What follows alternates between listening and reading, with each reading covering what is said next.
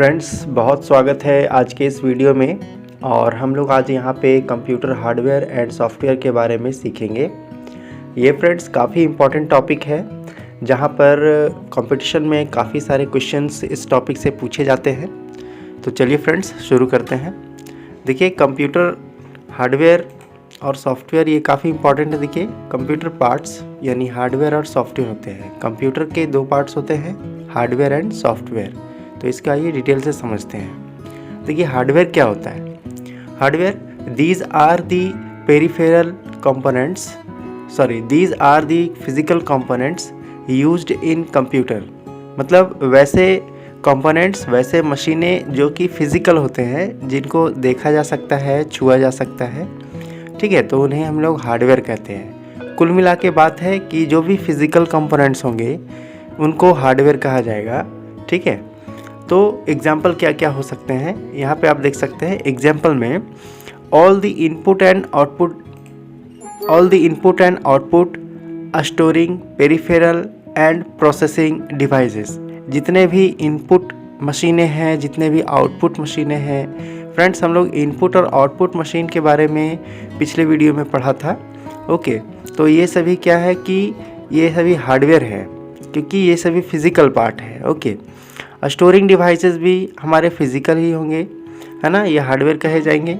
Storing मतलब क्या, जैसे कि हार्ड डिस्क हो गया, FDD हो गया, CD हो गया, DVD हो गया, तो ये सभी स्टोरिंग डिवाइसेस कहे जाएंगे।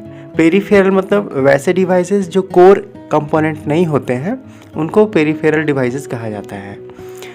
उसके अलावा ये प्रोसेसिंग डिवाइसेस जो है, तो जैसे CPU, तो ये भी आपका एक क्या हो गया, हार्डवेयर हो गया।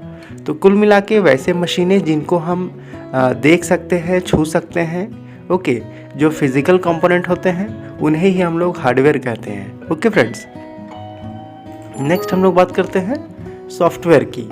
तो सॉफ्टवेयर क्या है। देखिए, software is the computer parts. Software क्या होते हैं, कंप्यूटर पार्ट्स होते हैं। It is the set of programs and procedures. Software जो होते हैं वो किसी भी प्रोग्राम के सेट होते हैं, मतलब सेट ऑफ प्रोग्राम्स होते हैं। ओके, प्रोग्राम के सेट होते हैं एंड प्रोसीजर्स होते हैं। ओके फ्रेंड्स, आप याद रखेंगे कि software is the computer parts, it is the set of programs and procedures. Okay, क्या कहता है, इट टेल्स द कंप्यूटर, यह कंप्यूटर से कहता है, it tells the computer what to do and how to do. यानी कोई वर्क अगर होना है तो कंप्यूटर से कहता है व्हाट टू डू मतलब क्या होना है, एंड हाउ टू डू मतलब कैसे होना है। ओके फ्रेंड्स, तो सॉफ्टवेयर भी कहीं ना कहीं बहुत इंपॉर्टेंट है। जिस तरह से हार्डवेयर इंपॉर्टेंट है, उस तरह से सॉफ्टवेयर भी इंपॉर्टेंट है। देखिए, आपके पास अगर मॉनिटर है, CPU है, ओके, कीबोर्ड है, माउस है, यानी आपके पास हार्डवेयर पार्ट्स है, तो वो तब तक यूज़ नहीं होंगे जब तक उसमें सॉफ्टवेयर नहीं चलेगा। जैसा कि ह्यूमन बॉडी में, बॉडी तो है ही, बट उसमें वर्क करने के लिए उसमें जान होना चाहिए, प्राण होना चाहिए। उसी तरीके से कंप्यूटर में वर्क करने के लिए सॉफ्टवेयर होना ज़रूरी है। अगर आपके पास हार्डवेयर है और सॉफ्टवेयर नहीं है तो वर्क नहीं होगा, हार्डवेयर का कोई यूज़ नहीं होगा। उसी तरह से आपके पास सॉफ्टवेयर है और बट हार्डवेयर नहीं है, तो यहाँ भी ये सॉफ्टवेयर यूज़फुल नहीं हो पाएंगे। ओके, तो दोनों एक दूसरे के लिए संपूरक है। दोनों के मिलने से ही हमारा काम जो है वो सफल हो पाता है फ्रेंड्स। इसलिए सॉफ्टवेयर और हार्डवेयर दोनों अपने अपने जगह पे काफ़ी इंपॉर्टेंट है फ्रेंड्स। ओके, नेक्स्ट हम लोग आगे चलते हैं। देखिए, सॉफ्टवेयर के अलग अलग कैटेगरी है यहाँ पे। ओके, सॉफ्टवेयर यहाँ देखिए, सिस्टम सॉफ्टवेयर होते हैं और एप्लीकेशन सॉफ्टवेयर होते हैं। मेनली सॉफ्टवेयर दो तरह के होते हैं फ्रेंड्स, जिसमें सिस्टम सॉफ्टवेयर और एप्लीकेशन सॉफ्टवेयर होते हैं। देखिए, सिस्टम सॉफ्टवेयर में क्या क्या होते हैं, तो ऑपरेटिंग सिस्टम होते हैं, लैंग्वेज प्रोसेसर होते हैं और यूटिलिटी सॉफ्टवेयर होते हैं। ओके, लेकिन एप्लीकेशन में क्या होता है, देखिए यहाँ पे जनरल पर्पस एप्लीकेशन सॉफ्टवेयर होंगे और एक स्पेसिफिक पर्पस एप्लीकेशन सॉफ्टवेयर होंगे। ये क्या होते हैं, आइए हम लोग नेक्स्ट स्लाइड में पढ़ते हैं। देखिए, सिस्टम सॉफ्टवेयर क्या होते हैं friends. It controls and manage all the computers internal functioning through an operating system and also controls such peripherals as monitors, printers and storage devices। देखिए फ्रेंड्स, सिस्टम सॉफ्टवेयर, नाम से ही पता चल रहा है सिस्टम सॉफ्टवेयर, है ना। वैसा सॉफ्टवेयर जो पूरे सिस्टम को कंट्रोल करे, वैसा सॉफ्टवेयर जो पूरा सिस्टम को देख रेख करे, है ना, तो वो होते हैं सिस्टम सॉफ्टवेयर। देखिए, it controls and manage all the computers internal functioning. Okay, computer के अंदर जितने भी आंतरिक कार्य हो रहे होते हैं, इंटरनल फंक्शन हो रहे होते हैं, उन सभी फंक्शंस को क्या करते हैं, कंट्रोल करते हैं और मैनेज करते हैं। कौन? System software, right. किसके द्वारा? तो ऑपरेटिंग सिस्टम के द्वारा। ओके, कंप्यूटर में कंप्यूटर जब वर्क करता है तो वहाँ कोई ना कोई एक सॉफ्टवेयर की ज़रूरत पड़ती है। ओके, जहाँ पर हम लोग एक ऐसे सॉफ्टवेयर की ज़रूरत पड़ती है जो पूरे कंप्यूटर को मैनेज करे और कंट्रोल करे। तो कौन करेगा? वो ऑपरेटिंग सिस्टम करेगा। Okay friends, and also control such peripherals, और पेरिफेरल्स को भी कंट्रोल करता है, जिसमें क्या आते हैं, मॉनिटर है, प्रिंटर्स है, स्टोरेज डिवाइसेस है, ये सभी डिवाइसेस को भी वो कंट्रोल करते हैं। यानी सिस्टम सॉफ्टवेयर में जो सिस्टम सॉफ्टवेयर है वो किसी न किसी ऑपरेटिंग सिस्टम के द्वारा ही पूरे सिस्टम को कंट्रोल और मैनेज करता है।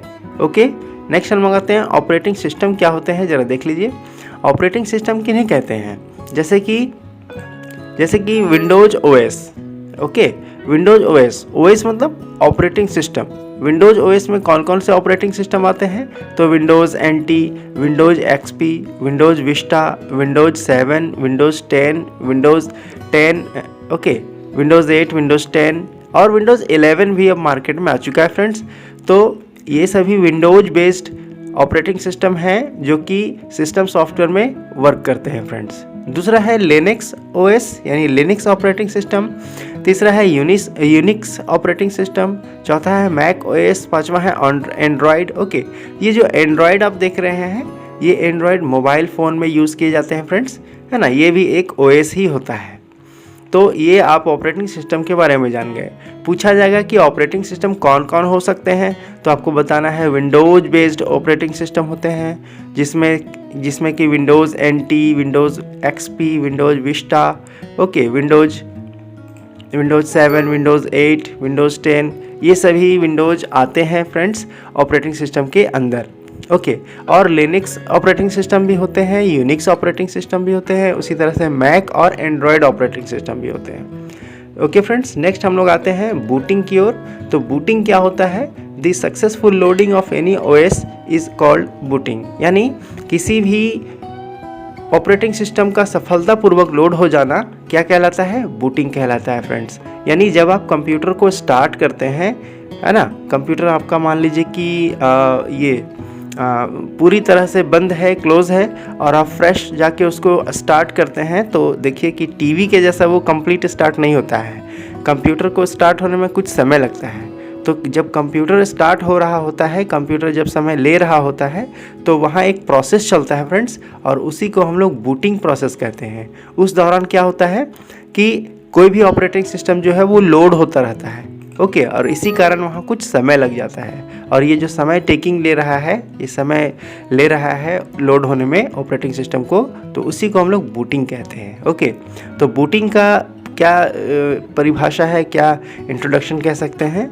कहेंगे कि the successful loading of any operating system is called booting. Okay, अब हम लोग आते हैं टाइप्स की ओर, यानी बूटिंग कितने तरह के होते हैं। देखिए, फर्स्ट कॉल्ड बूटिंग होता है फ्रेंड्स, और दूसरा वार्म बूटिंग होता है। कॉल्ड बूटिंग क्या कहते हैं? When the computer is started after having been switched off. अगर कोई सिस्टम चल रहा है, कोई कंप्यूटर चल रहा था और उसको हम क्या कहेंगे, स्विच्ड ऑफ होने के बाद अगर वो ओपन होता है फिर से, तो उसको हम लोग कहते हैं कोल्ड बूटिंग। ओके, और वार्म बूटिंग क्या होता है friends? When the OS alone is started, restarted, है ना। जब ये when the OS alone is started यानी without being switched off. Okay, अगर आप किसी सिस्टम को रीस्टार्ट करते हैं तो वह वार्म बूटिंग के नाम से जाना जाता है फ्रेंड्स। इस तरह से हमने देखा कि बूटिंग क्या होता है और बूटिंग कितने तरह के होते हैं। तो बूटिंग दो तरह के होते हैं, कॉल्ड बूटिंग और वार्म बूटिंग। जब आप कंप्यूटर को फ्रेश स्टार्ट करते हैं, शुरू स्टार्ट करते हैं, तो वो कॉल्ड बूटिंग कहलाता है, लेकिन जब कंप्यूटर को आप रीस्टार्ट करते हैं तो वो वार्म बूटिंग कहलाता है फ्रेंड्स। ओके, नेक्स्ट हम लोग आते हैं नेक्स्ट आते हैं लैंग्वेज प्रोसेसर की ओर। लैंग्वेज प्रोसेसर्स क्या होते हैं, ये भी एक तरह के सॉफ्टवेयर ही होते हैं।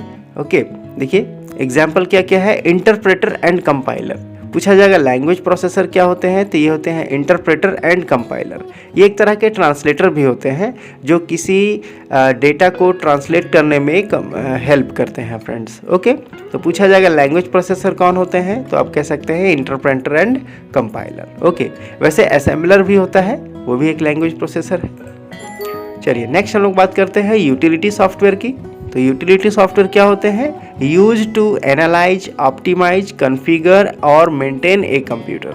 यानी किसी भी कंप्यूटर को एनालाइज कर सकते हैं, मतलब विश्लेषित, क्या बोलते हैं, विश्लेषण कर सकते हैं। ऑप्टिमाइज यानी किसी भी रिसोर्स को अच्छे ढंग से यूज़ कर सकते हैं, बेहतर ढंग से यूज़ कर सकते हैं, उसको ऑप्टिमाइज कहते हैं। कॉन्फ़िगर मतलब क्या कह सकते हैं, कॉन्फ़िगर में ही समझिए। ओके, यानी किसी भी चीज़ को बढ़िया तरीके से बतला सकते हैं, कॉन्फ़िगर कर सकते हैं। और मेंटेन ए कंप्यूटर यानी कंप्यूटर को मेंटेन कर सकते हैं। यानी यूटिलिटी सॉफ्टवेयर क्या कहेंगे, तो utility software use to analyse, optimise, configure और maintain a computer. Okay friends, तो ये आप इसको देख लेंगे फ्रेंड्स। नेक्स्ट हम लोग आगे बात करते हैं एप्लीकेशन सॉफ्टवेयर की। तो एप्लीकेशन सॉफ्टवेयर क्या होते हैं, एप्लीकेशन सॉफ्टवेयर एक्चुअली दो तरह के हो सकते हैं। देखिए फ्रेंड्स, यहाँ पे जनरल पर्पस एप्लीकेशन सॉफ्टवेयर है और दूसरा यहाँ पे आप देख सकते हैं special purpose application software. General purpose application software की बात करें तो इसमें एग्जाम्पल होते हैं MS Word, MS Excel, MS PowerPoint, MS Access, Photoshop, Corel draw, PageMaker etc friends. तो जनरल पर्पस वैसे एप्लीकेशन सॉफ्टवेयर होते हैं जो कोई भी पर्सन अपने घर पे, अपने ऑफिस में, अपने बिजनेस में इसको यूज़ कर सकता है फ्रेंड्स। मतलब वैसा एप्लीकेशन जो किसी भी व्यक्ति के लिए एक्सेसिबल है, कोई भी व्यक्ति, कोई भी पर्सन इसको आसानी से यूज कर सकता है। देखिए जैसे MS वर्ड कोई भी यूज़ कर सकता है, MS एक्सेल कोई भी यूज़ कर सकता है।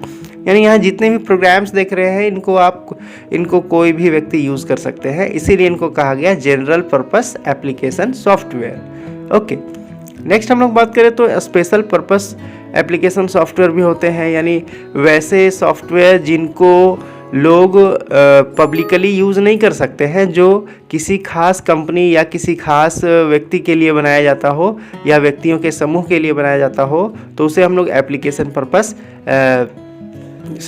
स्पेशल पर्पस एप्लीकेशन सॉफ्टवेयर कहेंगे।